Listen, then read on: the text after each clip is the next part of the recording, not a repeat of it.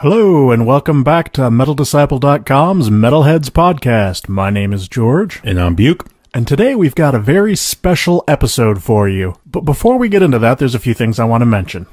If you heard the George retrospective episodes and find that you can't get enough of that awesome sound, or perhaps you just want to make fun of it with your friends. Yes, post it to Reddit or Facebook and bash it. Soon you'll be able to do just that. I took the suggestion of a friend, and I'm currently in the process of making YouTube videos for each and every single song in my collection. Are you doing lyric videos? No, God, that would take forever. I counted. There are 117 tracks. Are you serious? Yeah, it's like a whole lifetime's worth of music. I don't even think Sentence made that many songs in their career. I was very prolific in my mediocrity. So, in the near future, I'll be posting full albums worth of songs. Is there cover art? There's going to be cover art. I'm scanning it in today. Yes.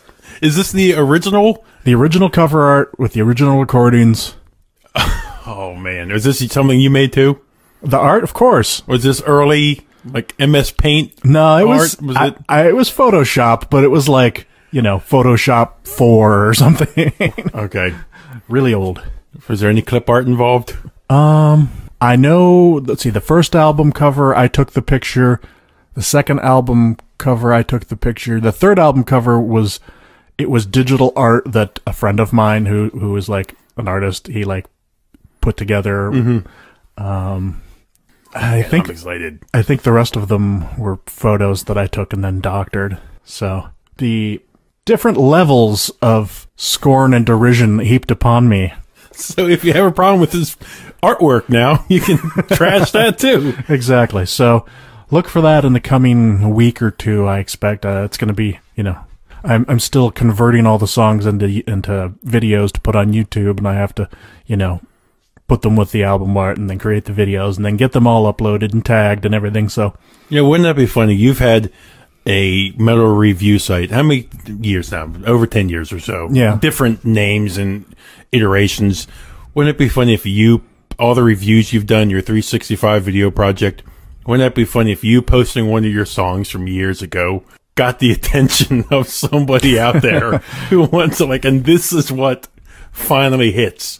This is what puts you on the map. Somebody's like, hey, I want to sign you. You're awesome. That would be a fun twist of events. That would be strange. That would be strange. It would all come full circle. Yes, indeed. Be like those movies where they want to get the old band back together again for one last tour, you know. Anyway, I just wanted to put that out there. I also wanted to mention that last week you brought in for show and tell the Ares Kingdom album Incendiary. I just wanted to let you know that inspired me. I went back out to eBay myself and I bought all 3 albums on vinyl. Awesome. Awesome. That's awesome. They're priced well. They're priced great. You know, the Incendiary, the one that you brought in, that was $15. I got the first album, Return to Dust, for $12. No, that was $10. And then Veneration, the latest one, was $12. I love the artwork on that. That guy on the horse with that knight, black and gray. It's really cool. White. Yeah. So, did you buy it from the band? Yes. Yeah, that's cool. So you did good. Man, that makes me happy. Just like today's episode. Yes. Well, we'll get to that. Yep. So I was editing this last week's episode, getting it ready to post, and I just kind of noticed something that when I talk about a lot of bands that either you don't know them or you just don't like them because, like you said, you don't really care for black metal, and you're a good sport and you're like, yeah, you know, I can't get into that, or I haven't been able to get into that yet.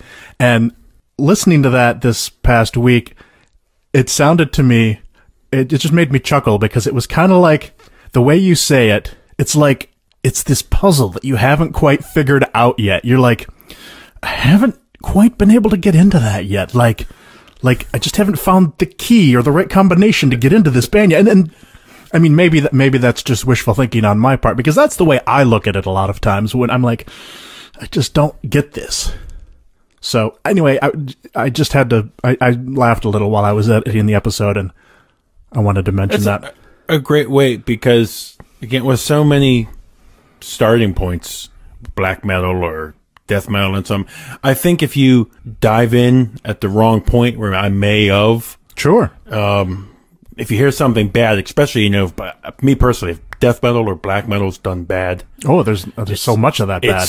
It's bad. Yeah. It's bad. So maybe you can easily get turned off to something if you hear the wrong maybe it just thing. went over my head. Yeah. Anyway, this week there's going to be plenty for you to get into, isn't there? Oh boy, you got that right. This is going to be the Metalheads Power Metal Spectacular. So now this is when again, air quotes, this is when the metalheads turn off the podcast now. Because I say that because it seems in the metal world, just like how people are so strongly for black metal, death metal, people feel strongly about power metal also. For it and against it. Yeah. I know I sometimes come across as giving power metal a bad rap, or that I don't like it as much as the other genres. And so the reason I came up with this idea for this episode was partly because you love it so much, and partly because I wanted to point out that I really do like, and in fact love, a great deal of power metal. It's just that my main focus these days is in a different direction, but I still love and listen to so many power metal bands, and I will prove that today. So I wanted to ask, you know, before we really get into bands that we like or albums that we, you know, in our top lists that we do, what do you think of the genre as a whole? Because when I was looking at putting this list together myself, maybe I wasn't going back too far. Again, I don't have the years of being a metalhead like you do, but it seemed that real power metal, which what I would say is power metal now, I'm only going back to the late 90s, early 2000s. It was really picking up steam. Yeah. Well, you can really split hairs on when power metal began, because there's bands from the 80s that people call power metal now, like Warlord, that at the time we just called it heavy metal. In retrospect, some bands have sort of been grandfathered in. But for me, the first band and the first album that I considered power metal was Hammerfall's Glory to the Brave. That came out at a time, you know, it was at the tail end of the alternative grunge thing. Came out at a time when... That was 97, right? I think that sounds about right, yeah. 97. It was right before I moved to Maryland from Michigan. And metal was kind of in a strange place for me at that point. The thrash metal bands had pretty much died out. I hadn't quite gotten into a lot of the death and black metal yet. I was just starting to get into it at that point. And so there wasn't a lot of metal out there that reminded me of the glory days of the 80s. And so I was listening to things like Warlord, Attacker, early Metal Blade bands, trying to recapture some of that feeling from that time. And so I was always looking for new things. And there were a couple of bands that I came across during this period that just blew my mind. That I was like, yes, this is that old 80s heavy metal feeling in a more contemporary music. One of those was Hammerfall. The other one was Blind Guardian. I didn't actually come across Blind Guardian until they were, you know, a good few 4 or 5 albums in, which surprised me because I was... Yeah, so you weren't into them in 88 or whatever, 89? No, I'd never even heard of them. I was like, wait, what is this? I came across them at Rock of Ages in Garden City, Michigan, this metal mecca of a store that we used to frequent once in a while. It was about an hour drive. And that's where I came across Blind Guardian. It's where I came across Hammerfall. I was just like, what is this? How is there this band that has like 5 albums out already? And they're awesome, and I don't know them. Especially with your background into, like, you know, fantasy. Yeah. I thought you would have, you know, found it, maybe looked at the album artwork and maybe... Yeah, well, that was basically what got me into them. But, I mean, they weren't in any stores in my town. You know, I had to leave and go closer to Detroit to come across this stuff. So, for me, that's basically, you know, I don't know what I called it at the time. I was just like, yes, this is that return to that early 80s, mid-80s, not exactly thrash, but melodic heavy metal. That's what leads me into my next question, and what I really has always puzzled me about power metal is, from a lot of posts I read online, posts I see on, you know, tweets and stuff, I personally, just like you, we discussed a couple episodes back and a couple months back when we were going to the record stores, we said that the thing about power metal in this genre that catches us are those choruses, those beats, the majesty of it all. Yeah, it's a great way to put it. But why, I don't know if you've seen, correct me if you haven't, you know, if I'm wrong, if you haven't seen the same negative talk online or about power metal or power metal fans? Well, Is it because it doesn't have the growling vocals? Is it because a lot of it's talking about, again, air quotes again, what somebody might think is a cheesy topic, where they're talking about swords and dwarfs and dragons or fantasy stuff or sci-fi stuff, instead of talking about violence and Satan. yeah, that type of stuff. I think there's probably a little of all of that, really. Certainly, there's a rivalry between harsh vocals and clean vocals. You might say that those that can sing do, and those that can't growl. That's not an accurate representation, because I know plenty of people who can do both quite well. But I have seen a lot where people that can sing well look down at people that growl, and likewise, people that growl think that singing is somehow not as cool. For me personally, I have found that there are a number of, you can call them power metal or symphonic metal bands, that take it a little too far for my taste.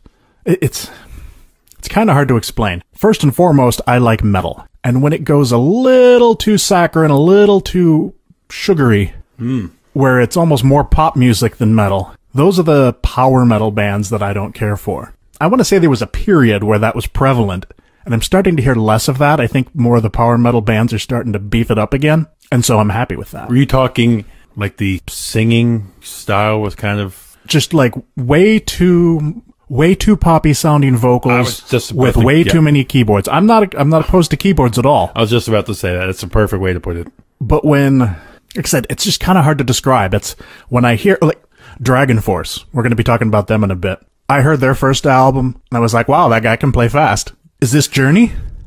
You know? Oh, okay. Because the singing is just so not metal. You know, the music sounds kind of metal, but the singing was just a little too commercial. I'm all fine with clean singing. I love a great metal singer. Give me some Bruce Dickinson.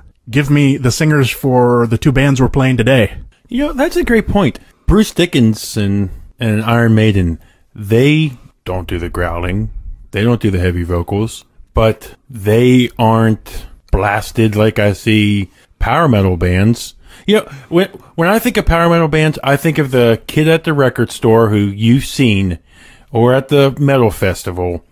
He looks, I'm a video game player. I've played D&D myself, but they look like your classic nerdy kid, in a sense. And those are the ones, you know, you see at the record store grabbing the Blind Guardian, grabbing the Hammerfall. There's a line between cool and campy. Okay. And I grew up playing Dungeons and Dragons. I'm all about fantasy and metal. Big Manowar fan.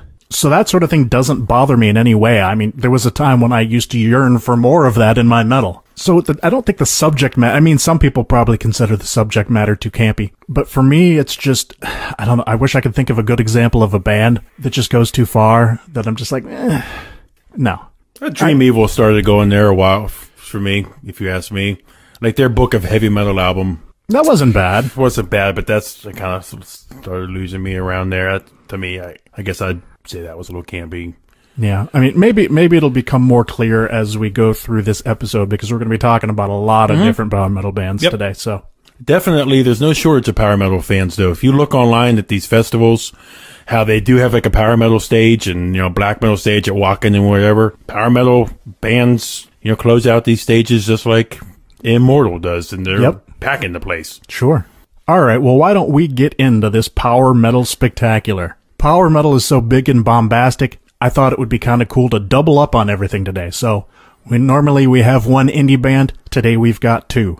Normally we do one classic of the week, today we're each doing two. Normally we do a top 3 of something, today we are blowing this out to a top 15 power metal bands. Which was hard. Hard to narrow it down. Yeah, I was going to say, not hard to come up with 15, hard to narrow it down to 50. We actually started at 10, and I was like, I can't do 10. I can do 15, and I'm going to have about a dozen honorable mentions. So, without further ado, let's start talking about this week's indie bands. We've got 2 great bands for you today. A Sound of Thunder from the DC, Northern Virginia area, and Unleash the Archers from Vancouver, British Columbia. You won't leave here today hurting for metal. We're going to play 2 songs from each of these bands. We might as well get started with that. A Sound of Thunder have released 3 albums to date. Today we're going to be playing you some songs from their most recent album, Time's Arrow. They have a new album coming out in I believe it's September, called The Lesser Key of Solomon. Can't wait for that. The band funded this album through Kickstarter. These guys actually were one of the reasons that inspired my previous conversation about who needs record labels. These guys funded their album on Kickstarter and then some, so much so that they're doing a covers EP for their backers and a bunch of other cool stuff. I picked up a Sound of Thunder hockey jersey. It's nice. Yeah, it's cool. Let's get into that first song. This is the title track from Time Zero.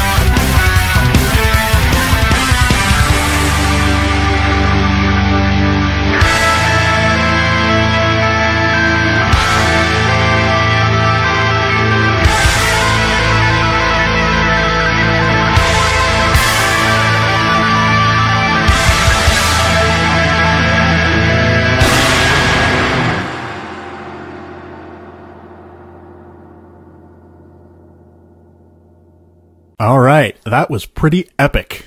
I like these guys. We'll play another song from A Sound of Thunder in a little bit.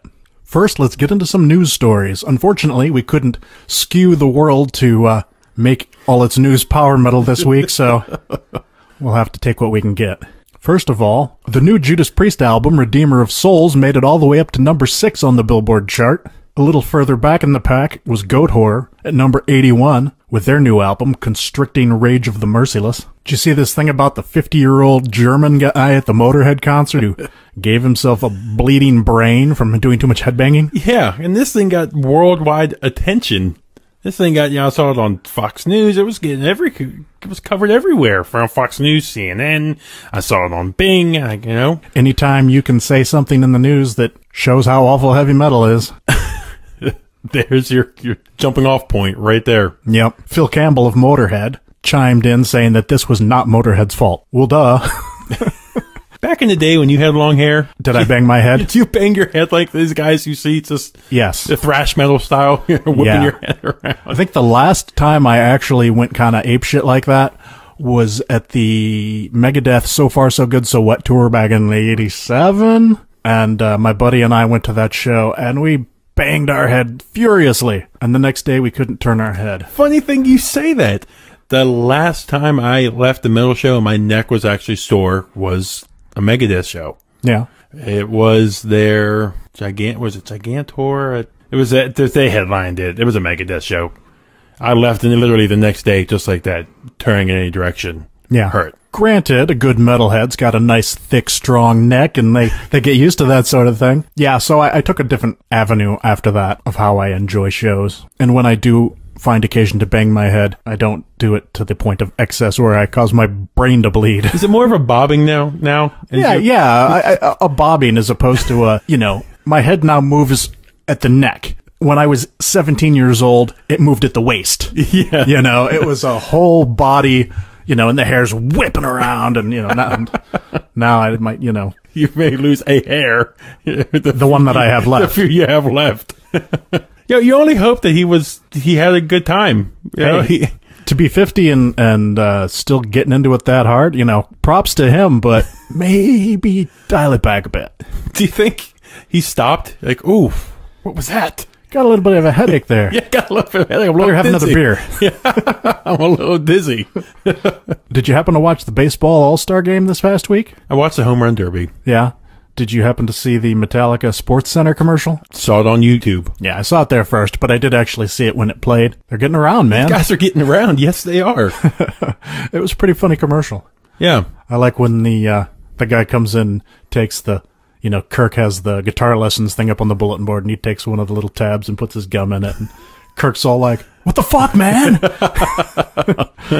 Oh. Yeah, those guys are getting their name out. They're keeping their name out there. Yeah. I think they did something at a Giants game a couple months back. Was it the anthem that they did, or I don't know. I know they were there. Wasn't it? I think it was Metallica night. Yes, they had like various swag and stuff. Yeah, picks and inflatable guitars and such. Good for them. Yeah.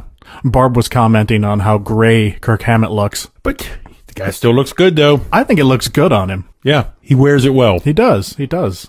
He looks cool. He looks cooler with long gray hair than I'll ever look no matter what. So, speaking of sore necks, I was reading about baby metal because they seem to be everywhere these days. And I was reading how the girls in baby metal, before they were in the band, they'd never heard of heavy metal. My first instinct there is to scream poser and burn something. But it is what it is. And they mentioned how they too had sore necks from trying to play this music and bang their head on stage. They said that, with a little bit of practice, even I could do it without having a sore neck. Do you think they're the female Ghost now? In the sense that not that they're doing the That's stage. Harsh, man. Not that they're doing the stage show that Ghost was, but Ghost was something new. Ghost was something fresh. Do you think that's... No, I think they're the new Justin Bieber of metal. Okay. It's interesting. It's amusing. it's completely fabricated. Completely. And it'll be gone. And, you know, maybe they'll do another album. I can't see anything beyond that. The one little bit of power metal news that we do have is that Hammerfall released their second preview video for their new album, Revolution. Have you heard any of this? I have not. There's not much to it. I mean, they're talking, but there's like music in the background, and it sounded pretty good to me. As you'll see when we do our list, I'm a big fan of Hammerfall. All right, then. I will be eagerly waiting your new album, of course. Me too. All right, well, that's pretty much it for the news. Let's talk about a few of the new releases this week. The reunited Dog Fashion Disco is releasing a new album called Sweet Nothings. Have you ever listened to these guys? They're local. The Other Side Project. Polka Dot Cadaver. Mm-hmm. Yeah, I prefer Polka Dot Cadaver myself. I listened to a song off this new album, and they're a little avant-garde, the Dog Fashion Disco is. I mean, even Polka Dot Cadaver is a little avant-garde. I would say so. I didn't like it quite as much as the Polka Dot Cadaver. But there you have it. If you're a Dog Fashion Disco fan, rejoice! The new album is imminent. Also out this coming week is Fozzy and their new album, Do You Want to Start a War? These guys, I know who they are. I know, Jericho, the singer. I don't listen to these guys, so I like them. I only heard about this album coming out in the last month or so, and boom, suddenly it's coming out already, and I'm not sure if I've even got a promo for it yet. I might have seen an email for it this past week, and I just maybe haven't gotten to it yet, but yeah, I've heard nothing off it yet, so I can't say. Are they that heavy? Yeah, they're pretty heavy. I mean, It's got, what's his name from Rich Ward from Stuck Mojo? I used to really dig Stuck Mojo back when I was into my new metal rap phase for 5 seconds. Stuck Mojo is about it. I mean, the dude plays some wicked guitar, and that's pretty much what brought me to Stuck Mojo. Is that going to be our next episode? The Rap Metal Retrospective. That is the day you may come in and put a gun to the back of my head and pull the trigger twice just to make sure. Hey, we can mention that Machine Head dabbled with it for a second. This is a thing we do not speak of. We like Machine Head. We like Rob Flynn. We do not say these things about him. Yeah, we don't. But yeah, remember when he had blonde hair? Yeah, and he had like the little twists in his hair. No, I can't. I can't think about that anymore. Move on. Must think of Viking death metal. Okay, how about King of Asgard and their new album, Karg? Not exactly sure how that's pronounced. I really liked their last album. This album, I started listening to the promo, and I didn't care for it too much. So I don't know. Maybe I was in a cranky pants mood that day, but it just didn't sound like I remembered, so I need to go back and listen to that last album and see what's changed. It's just akin to Amon Amarth. Originally, that's what I thought, but not so much with this one. The band Monolith, who put out full albums based on one song, they're reissuing their 0 and 2 albums. They're all numbered. 0, 1, 2, 3, 4. Really cool, like funeral, doom, hour-long songs. I've already got these, but the reissue, figured I should mention that. Vinyl? I don't know how, maybe, but I mean, when you've got a 60-minute song, Sleep Dope Smoker. I was going to say that was my example of like, I guess you just sort of like fade it out and then fade it back in on the next side. I don't remember. I don't remember what it does. It's, I listened to it fairly recently and I didn't pay attention, the side ends and I tend to be doing something else and I didn't notice what happened. Now I'm going to go back and check it out when I get home. Yeah. Overkill's new album, White Devil Armory, is finally going to drop. I have a copy of it. I have not had a chance to listen to it yet, so I've heard good things though. No, you haven't. Have you been as into these guys the past couple of years? Because I remember when Ironbound came out, you were wishy-washy. I like it. It's still very good compared to some of the thrash albums from other classic bands. I think they've been fairly consistent throughout the years, something that a lot of bands haven't been able to say. So I am looking forward to hearing this new album. Probably the one band that we see live, and I still don't understand why they crank the damn volume so loud in such a small venue, but everybody does it. Yeah. I mean, hello, Manowar. And the final new release this week is a band called Shamash and their album Contradiction. These guys are from Switzerland, and they play, it's getting so hard to categorize bands these days. It's getting so hard to put people in holes and make them stay there. Black metal, maybe? I'm not really sure. I mean, there's harsh vocals, it's ethereal, it's evil sounding, I've listened to this one, I like it a lot. But what else am I going to say? I don't know. It's new, it's good, they're from Switzerland, it's evil, check it out. Alright, well why don't we get into another song from A Sound of Thunder. This song is called I'll Walk With You. I remember when they put out a casting call for the video for this song, because they needed extras. The song is about zombies, They're probably watching Walking Dead. Probably. Has a very Walking Dead theme to it, zombie apocalypse kind of stuff. This song is a little bit heart-rending. It's basically about two people on the run from zombies, a man and a woman. And the singer Nina, she's talking about her significant other that they're, trying to survive with, and how he gets chomped on by zombies. And that impossible decision that they make like practically every week on Walking Dead, the person you love gets chomped on, they're going to become a zombie. Bullet to the head or not? What do you do? Take him out.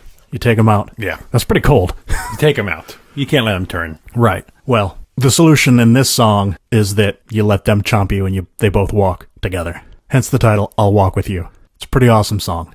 Check it out.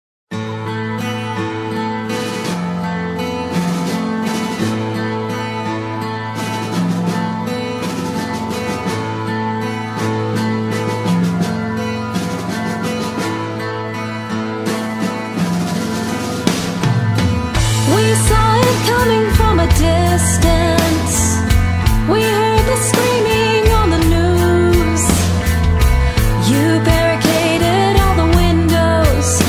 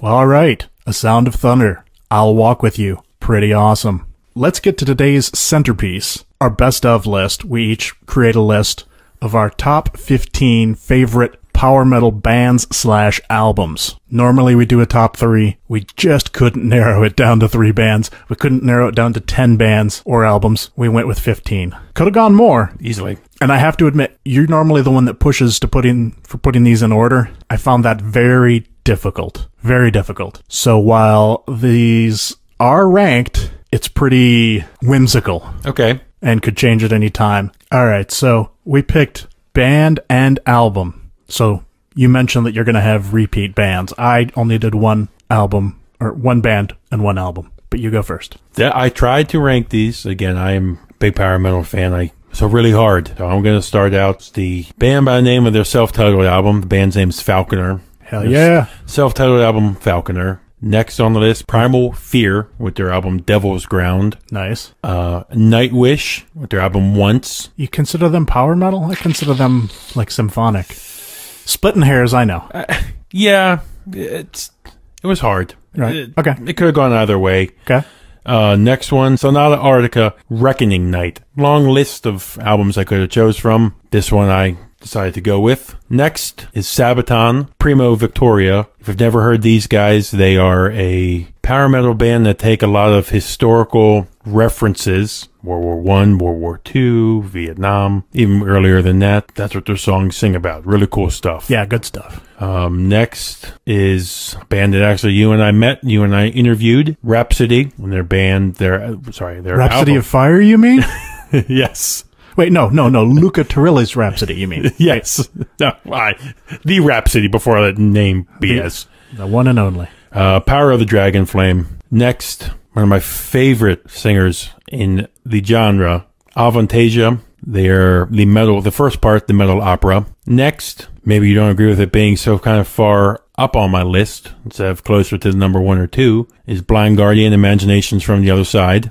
It's starting to sound awfully familiar. That one should have been, probably 1 or 2, maybe in some people's eyes. Next, Hammerfall, Glory to the Brave. Excellent. We had mentioned that earlier. And we will be mentioning it again. That was one of my first introductions to power metal. Uh-huh, me too. It hooked me instantly when I heard it. Yes, classic. Next, this one's different. This is a French band that had a couple albums in the 80s and then returned in 2001 with their album Cosmovision. This is the French band Nightmare. That album hooks me. Just the track Cosmovision alone, I think, starts off the album. Really good stuff. Next is the side project from, I'm going to say his name wrong, Tobias from Avantasia. This is his project, or Toby, or whatever his name is. Ed Guy, their album Rocket Ride. Mm-hmm. What number is this? This is number 4. Okay. Sorry, that was number 5. Okay. So now this is my top 5 now. That was number 5, Ed Guy, Rocket Ride. Number 4, Dream Evil, Dragon Slayer. Okay. This has Chasing the Dragon on it. Man, I can listen to that song a million times. Uh-huh. Number 3, the song that has this album has my probably top 3 songs of all time. This is Ed Guy. They released Hellfire Club with King of Fools on it. I fucking love that song. Oh, man, I love it.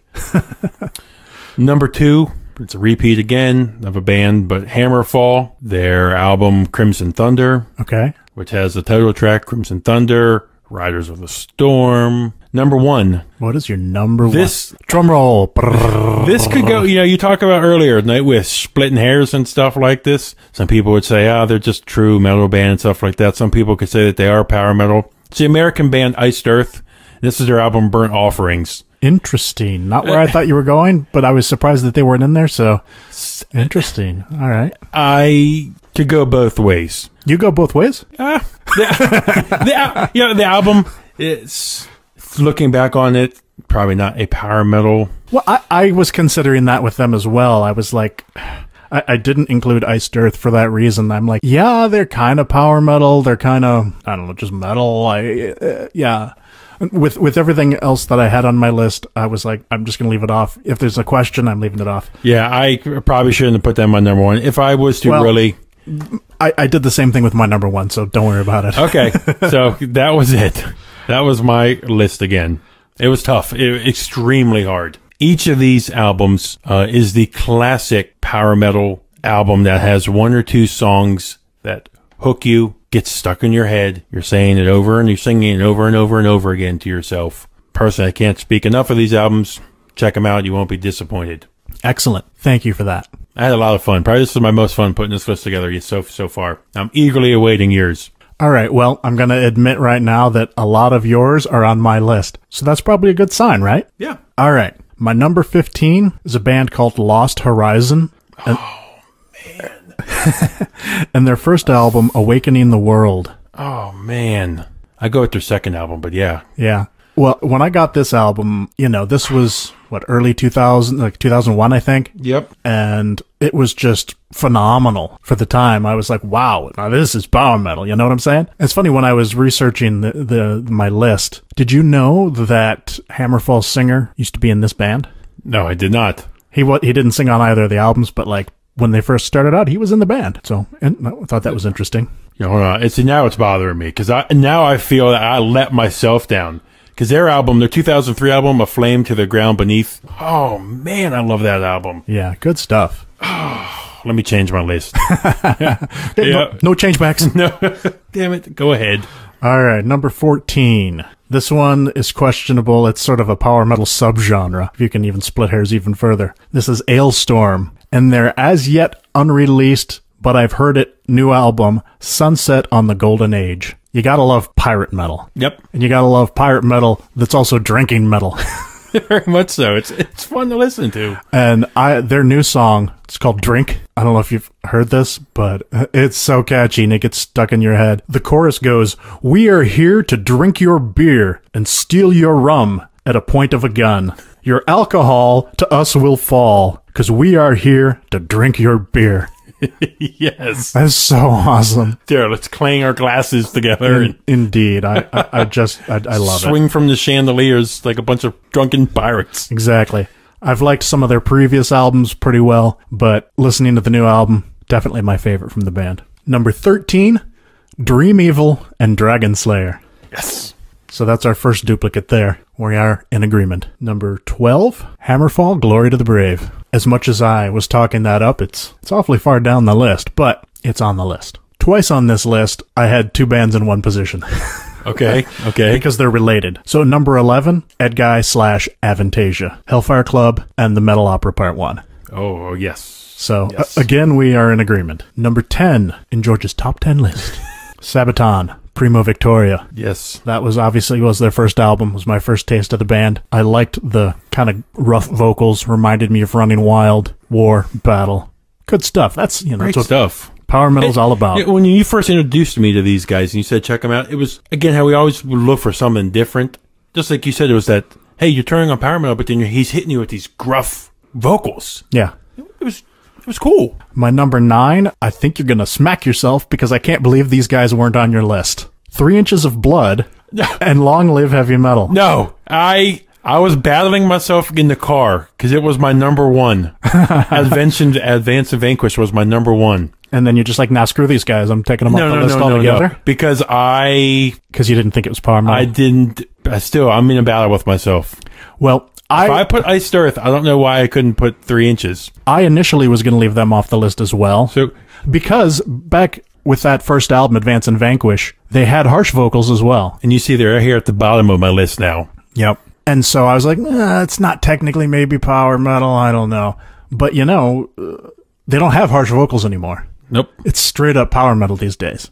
And this Long Live Heavy Metal was a great record. It was. And that song, Look Out. Oh, killer. And there's a song about hockey. Yes. So if guys ever follow, I highly recommend following Cam Pipes, the singer, on Twitter. Follow him on Instagram. He's always posting cool pictures of himself playing D&D. I say follow him because, like George and I, we are massive hockey fans. He is a diehard Vancouver Canucks fan. On his vest that he wears, it's kind of cool that bands and band members have band patches. He, on his vest, wears a Vancouver Canucks patch. So I thought that's pretty cool. So if you're a hockey fan, follow Cam Pipes. Probably one of the best voices in music, if you ask, in my opinion. The high notes that he can hit, Whew. I never forget when we saw them for the first time. You ever walk over to the merch table not realizing you're buying something From a band member? from a band member? Yeah. We saw them, well, it was back in 2004 or 5 or something like that. And I go and I buy a shirt. I'm like, hey, thanks. And I walk away and I'm... Have that creeping feeling of like, And then, of course, they get on stage and I'm like, shit! Because, Yeah. you know, you look at him, he spent 2 or 3 hours just sitting back there running the merch booth. remember when we saw Suadakra? Yes. And we talked to those guys Yes. at the merch booth too. Yep.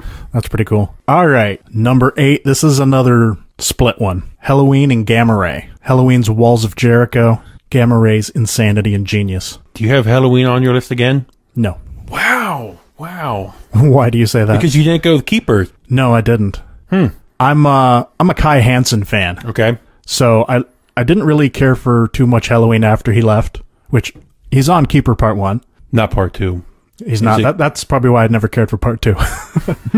So Walls of Jericho, Keeper Part 1. Big fan of those. Between the two, I went with Walls of Jericho. And then, of course, he went on to do Gamma Ray, and Insanity and Genius was my favorite one from Gamma Ray. My number 7 is a band that it seems very few people have heard of, but when I originally started thinking about this list, I had intended them to be my number 1 because I just love this album so much. This is a Swedish band who put out one album, and then they supposedly started working on a second album, but nothing ever came out. And it broke my heart because I was waiting so patiently for it. Okay, not very patiently. The band is called Twilight Miracle, and the album is called Into the Enchanted Chamber. If you have not heard this album, power metal fan or not, you need to look up Twilight Miracle, Into the Enchanted Chamber. This album fucking kills. Typing it in my phone right now. I know I've played this for you. I know you have. Just reminding myself again. It's an absolute classic. Maybe someday they'll return. All right, my number 6, Falconer, Chapters from a Veil Forlorn.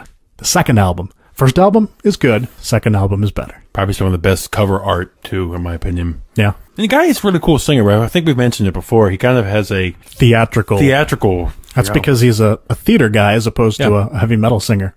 He just happens to sing in a heavy metal band. Kind of sounds like somebody you hear at your local Renfest on the weekends. Yes, very much so. Number 5, a more recent band, Powerwolf and Blood of the Saints. These guys, probably one of my favorite power metal bands around these days. They just blow me away. This is good. Yeah. They just reissued their first couple of albums in a collection called History of Heresy. Check that out too. Number 4, another one in which we are in agreement. Rhapsody, Power of the Dragonflame. Rhapsody of Whatever is just another example of when bands split up and everybody takes a name, it never works out. I've yet to hear a single band where they splintered, everybody took a piece of the name, and then put out music that was worth anything. So if you're considering doing that with your band, think about that. Think about the fact that nobody's done that and then produced anything that was worth a shit. Yeah. So, Good point. don't do it. Be together or break up. Top 3. I'm all giddy over here. Number 3 is Blind Guardian, Imaginations from the Other Side. I thought that would have been your number 1. Nope. Well, it's definitely worthy. I think the top 2 are gonna... I think number 1 you'll understand. Number 2 you may not. Number 2, I picked one band and 3 albums. Because it spans their career. Well, actually it doesn't, but a little bit. Number 2, Running Wild. Their albums... Gates to Purgatory, which was their first album, was when I first got into the band so many decades ago. Under Jolly Roger, the birth of pirate metal, and then Masquerade, one of their, I wanted to say more recent, but it's not that recent anymore, but it's got the song Lions of the Sea, which is just, fuck yeah! So, Still never toured here in the States, right? they have not been here since like the early 80s. Yeah. That's one band that I really would like to see before I die. Probably never will. I've already said, okay, well, if I have to go to Germany to see them, fine. So be it. I check their webpage periodically. There's never any shows. So, one of these days, hopefully. Number 1 band. Who's it going to be? Guesses. It's not Manowar. Yes, it is. Really? It is. I'm like looking at you going, you're wearing the shirt. I see. I know you, and I know that they're one of your favorites. Again, this gets into that. Are they power metal or not? Exactly. You know, are they true metal? Well, true metal's really just another name for power metal. So, I mean, I think they're kind of interchangeable. Somebody's probably going to blast me going, no, true metal is absolutely different than power metal. But, you know, whatever. I'm not splitting that many hairs. It's close enough. And so the number 1 is Manowar, Fighting the World. What? Not Kings of Metal? No. Fighting the World was my first album that I heard by Manowar. I heard them on that Metal Shop radio show that we were talking about last week. I heard them play Blow Your Speakers. I went out, I got the album on cassette, and I was like, this is awesome. Death to False Metal. Had you seen Manowar before? Like any of the promo pictures of them with their loincloths and stuff before? And like, not until I got the album, no. You think you would have checked it out? You would have... Yeah, because I'm like, hell yeah, Warriors and their loincloths. Yeah, I know you're a Conan fan. Yeah, so. Man, exactly. So yeah, and Fighting the World, Blow Your Speakers, Carry On, the ultimate song, Black Wind, Fire, and Steel. How could it not be number one? I'm a little late to the party on Manowar, so I go with my Versus the World album, but it still has my favorite Manowar song on there, Swords in the Wind. Yeah, that's a great song. Man, I love that song. So, I've had my beef with Manowar in the last year, but, it's like family, you argue with your family, but you still love them. You're not going to kick them out and not be into them anymore, Yeah, they'll always be there to comfort you if you really need them to. Exactly. When I first met you, Manowar. Do they still hold that special place for you? They do, but it's a little further back in the heart. Okay, but before you really used to fly the flag. Well, the funny thing is that when you've been listening to a band for so many decades, they become so ingrained in who you are that you don't have to listen to the albums anymore. You've listened to them so many times that it's just in you. That's me with Pantera. And so while I don't listen to them as much as I used to, I still think about them. I can still sing all the songs. You can still show up outside their apartment and still look in through the window. Hold up a boombox and play Peter Gabriel. In your eyes. Hey, I successfully quoted the Grandfather Tell Me a Story last week. Yes, you did. See, it's all up in the head. All right, well, that was fun. That was really fun. Why don't we get into our second band of the episode, Unleash the Archers. I first came across this band last year when a friend of mine told me about them. Unleash the Archers is from Vancouver, British Columbia. When I think of Vancouver, I think of three things: the Olympics, Canucks, and Unleash the Archers. And as you pointed out, 3 Inches of Blood. And rioting hockey fans. Yeah, we are committed Cap fans here. We will stomach no Canucks. So the songs we're playing today are taken from Unleash the Archers' 2011 album, Demons of the Astro Waste. I spoke with singer Brittany the other day and learned that there is a new album in the works, and we talked about doing an interview with her when that is a little more imminent, and when I figure out how to do this. I really need to get this tech figured out, because we have all these people that we want to talk to. So I'm definitely looking forward to their new album, because this album fucking kills. This first song that we're going to play, it's called Dawn of Ages. This song, it gets so stuck in my head. I don't even have to hear it. I can just think about it, and it gets stuck in my head. It is so damn catchy, and yet it's heavy as hell as well. This is what quality power metal is all about. So let's check it out. This is Dawn of Ages.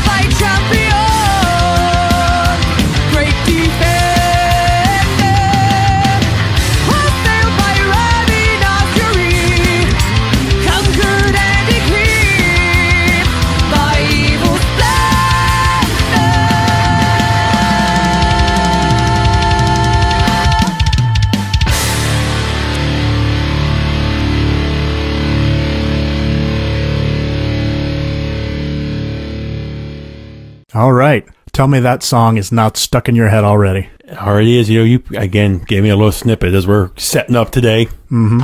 Hooked me already. Yeah, definitely check that out. All right, well, why don't we get into our What We're Listening To segment? What do you listen to this week? Okay, so what I'm listening to this week on this Power Metal Deluxe Special Edition episode is, George mentioned it on his list, one of the bands, a band by the name of Man-O-War. Their album Versus the World. Is that really what it's called? No. Their album Man-O-War and their album Warriors of the World. Songs like Sword in the Wind, Warriors of the World Unite. Great album. Oh, yeah. My favorite Man-O-War album. My go-to. Definitely one of the best Man-O-War albums of the later period. And also, another one you had already mentioned, probably have touched on this before. Out of every band you've ever introduced me to, this one still takes the top as the most excited I've ever been, the most hooked you've ever got me instantly to a band.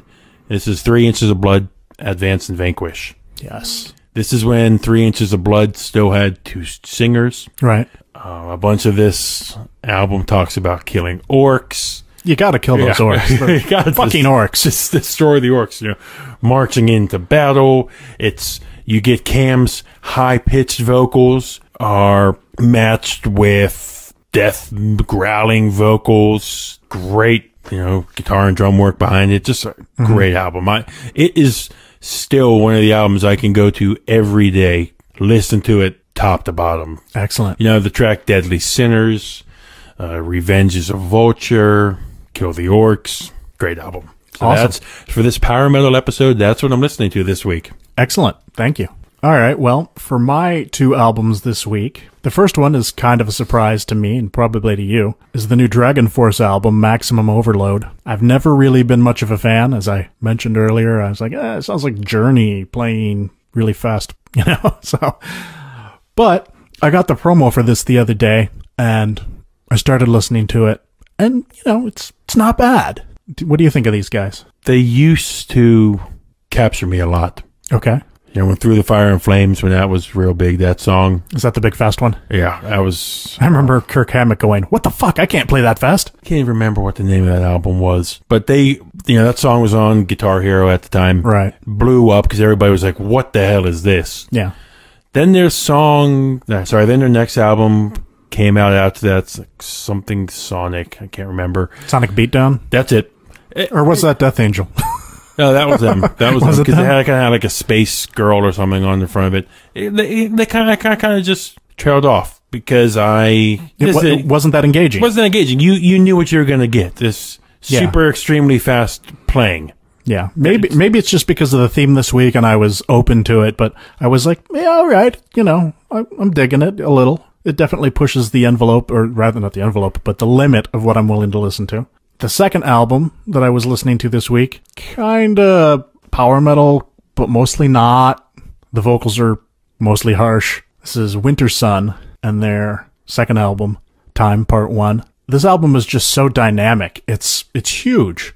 It's symphonic, and it's fast, and it's melodic. The fact that it has some harsh vocals in there, well, I don't know. It's still kind of power metal to me. So that's what I've been listening to this week. How about our classics? What do you got for me? So I was doing research. I was trying to get an exact year because I didn't have it on here. Well, you already mentioned it, so I'm not going to mention it again. Luckily, I put 3 of these down. A couple weeks ago, on one of my classic albums, I had touched on the album by Savatage, their Gutter Ballet album. Uh-huh. This one, kind of an early, you could probably say early power metal. Kinda, yeah. Hall of the Mountain King. Yeah.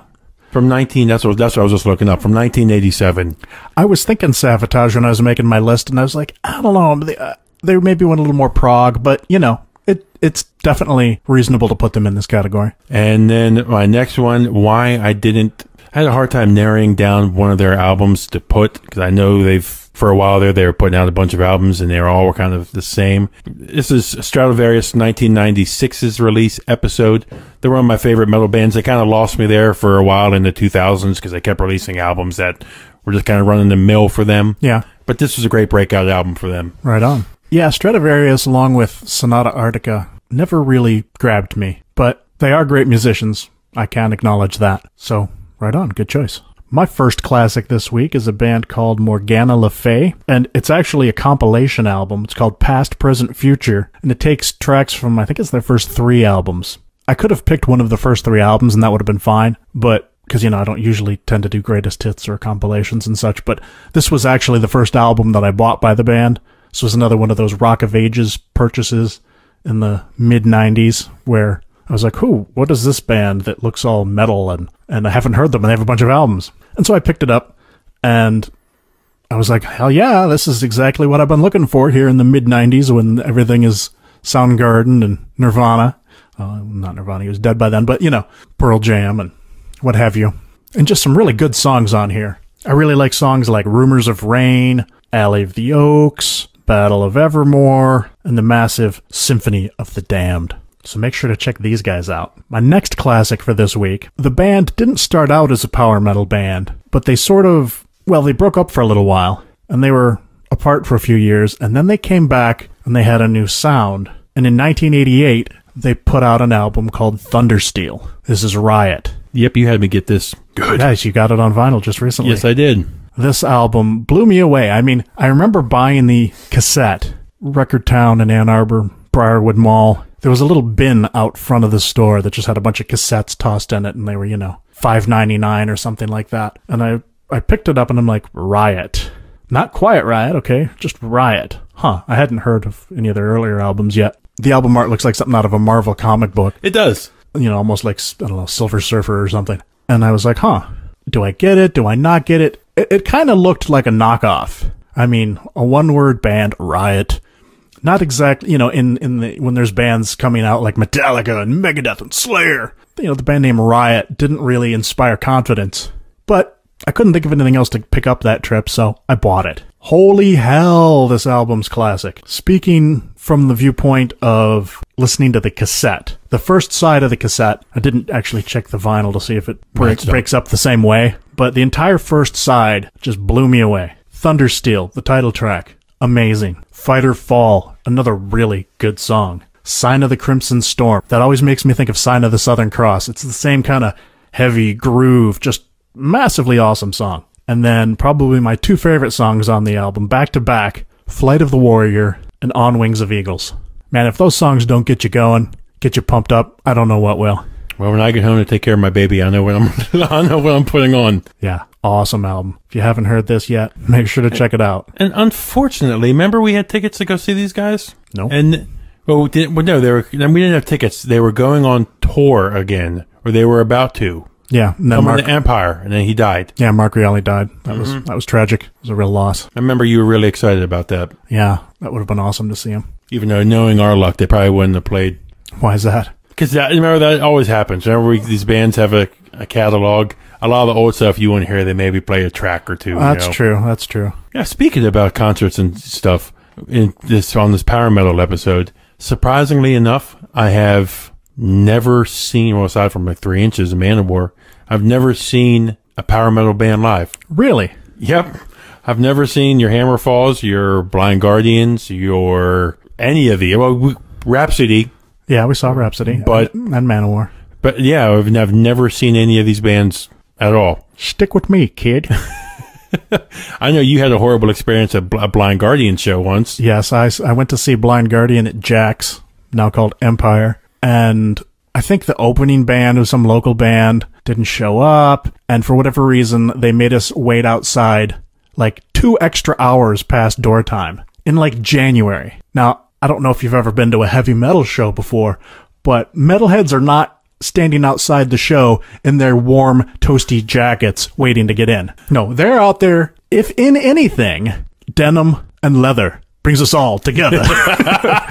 Nice. You know, but I mean, there were people out there in t-shirts.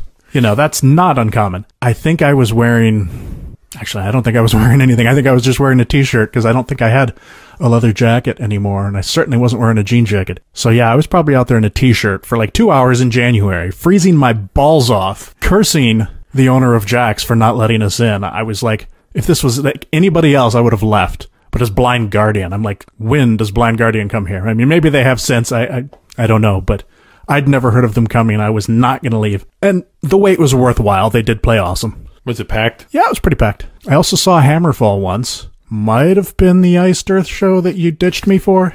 I think it probably was. Hammerfall was kind of funny on stage because. Are you serious? Well, because it was at the Wrecker in Towson. It was a teeny little room, and these guys have such a big sound, and they were all decked out for a festival kind of thing. They were in all their battle gear on this teeny little stage, and I just kind of felt bad because I'm like, man, these guys. Then they sounded great, but it did almost seem silly in that at the Wrecker. Just play a stripped down set, boys. Yeah, but hey, got to give them credit for doing their thing no matter where they are. It just seems like, I bring this up about not seeing these bands live because we have had such a horrible experience with the venues around here and live sound, especially seeing death metal or other bands. When the sound is done live, it just becomes noise at some point. Yeah. It'd be interesting to see more of these bands live and actually maybe hear a little bit better sound. Yeah. I know there are some power metal bands that come to Empire now, but I haven't actually been paying attention to the schedule much lately. I don't know, I think I'm getting too old for shows. Don't say it. But it's I've tried to get you to go to a couple. It's true. I'm like, I'm too old for this anymore. I can't go and stand up for 3 hours or 4 hours. My sciatica. I'm not going to say it, but people hung out with George. He doesn't put up with a lot of. He doesn't have patience for something. I suffer no bullshit. Not at all. You make George wait 5 extra minutes. Oh, this is bullshit. This is. I'm not quite that bad. Am I? I hope not. But once my fuse is lit, it's pretty short. Yes, and you hold a little grudge. Yes and no. It's funny. Speaking of that, in the last episode, I was bitching about Metal Hammer and how your subscription drama. My subscription drama of when back in April I renewed my 6-month subscription on the iPad and it didn't work. And so here we are in July, and I'm like a couple issues behind now because the app says I'm not subscribed when I am, and I have a receipt to prove it. And their support has been dicking me around. If I talked to one person who was reasonably knowledgeable and helpful but couldn't do anything about it, so they passed me off to somebody else who never responded. And so I waited, and I emailed again, and they never responded. And then I bitched about them on last week's podcast, and I waited a little more, and I finally said, all right, last email. This one, the gloves are coming off. The first two I was very polite. This email, I don't want to say I wasn't polite, but I was like backhand. Were you an angry typing guy? I was typing loud. But I was just like, look, I've been trying to get you to do this. You're ignoring me. Does Metal Hammer, the magazine, know that the people that are servicing them, do they know that their customers are getting such terrible service? And by the way, did you know that I have a podcast and a website where I can tell everybody what a shitty job you're doing? Well, just thought I'd mention that. Hope you can get this worked out for me. And I sent the email, and then I go and I check my email, and I had gotten an email from them like 5 minutes before I sent that email. But it was just a bullshit, thank you for being patient email. But still, I felt kind of like a dick then. I'm like, you couldn't have sent this like 5 minutes earlier where I would have seen it before. At least that would have, diffused me for another week. Now, did that thank you for being patient email resolve your problem? No, it did not. But at least I'm willing to work with somebody if they're going to be in touch with me. The site was down this week. My web host, the site had 2 issues this week. One of them was that I got locked out of the administration section and I couldn't get into anything. And then later on Friday, the site was actually down. But the company that I use, HostTech, is the name of the hosting service, and they are awesome. I will plug them at any chance I get. I have problems sometimes, yes, but, there's always going to be problems.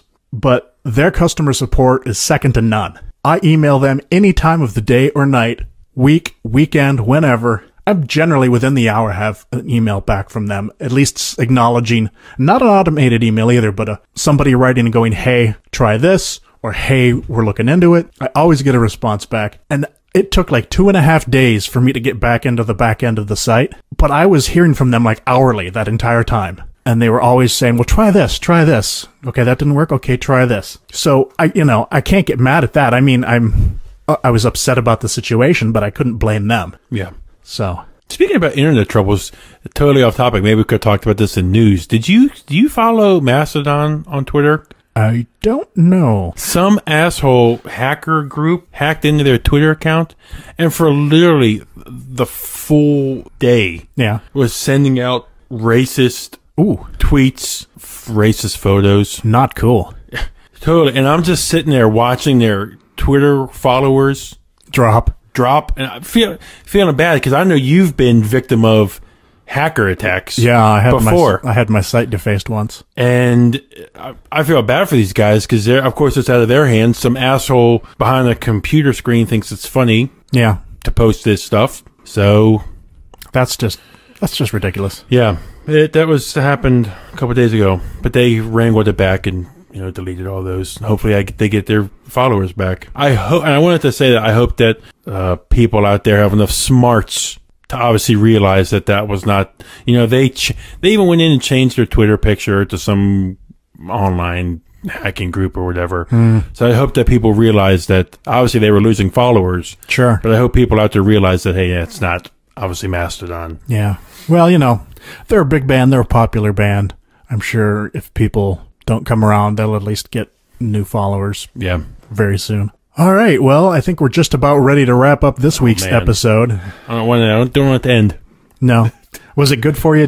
We've been talking about doing a power metal episode for a while, and Yes, we have. yeah, even though this is only the 9th episode, but we've been talking about it since pretty much the beginning. So I hope it was all that you had hoped it would be. It was. I feel bad now that my list, I feel like I let myself down. What, with Lost Horizon? Yes. It's not that big a deal. Man, that's a good pick, though. Well, I think I know what I'm listening to when I pull out of here.